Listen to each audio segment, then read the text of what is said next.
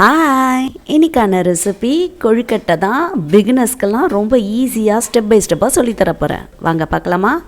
So 1 class பச்சை அரிசி மாவு, அதை நல்லா கடாயில் போட்டு வறுத்துக்கிறேன். ஒரு பீஸ் அந்த வெல்லம் நல்லா கரைச்சிக்கிறேன். ஒரு 1/2 டம்ளர் தண்ணி ஊற்றி அதில் கொஞ்சம் உப்பு போட்டு நல்லா கிண்டினேன்.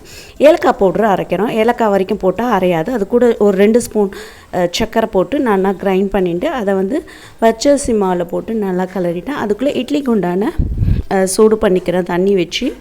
ஸோ அந்த வெள்ளத்தை நல்லா வடிகட்டிட்டு அதில் கொஞ்சோண்டு பார்த்திங்கன்னா எள்ளு போட்டுக்கணும். பிகாஸ் விநாயகருக்கு எள்ளு போட்டு பண்ணால் ரொம்ப விசேஷம்.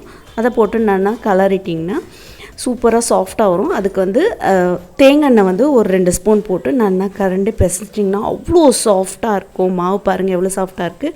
அதை உங்களோட ஷேப்க்கு ஏற்ற மாதிரி பிடிச்சி ஆவி கட்டி ஒரு 10 to 12 மினிட்ஸ் வேக வச்சு எடுத்தால் சூப்பரான கொழுக்கட்டை, நம்ம விநாயகருக்கு பிடிச்ச கொழுக்கட்டை ரெடி ஆகிடும்.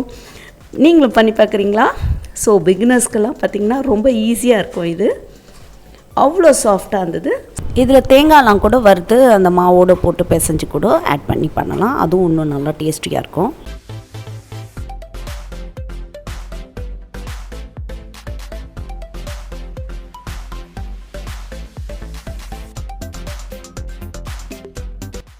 இந்த ரெசிபி பிடிச்சிருந்தா ஒரு குட்டி லைக் கொடுத்து நம்ம சேனலை இப்போ ஃபஸ்ட் டைம் விசிட் பண்ணிங்கன்னா ப்ளீஸ் சப்ஸ்கிரைப் பண்ணி தொடர்ந்து நம்ம சேனலை சப்போர்ட் பண்ணணும்னு கேட்டுக்கிறேன். Thank you. This is Pauni from MGV lifestyle and kitchen.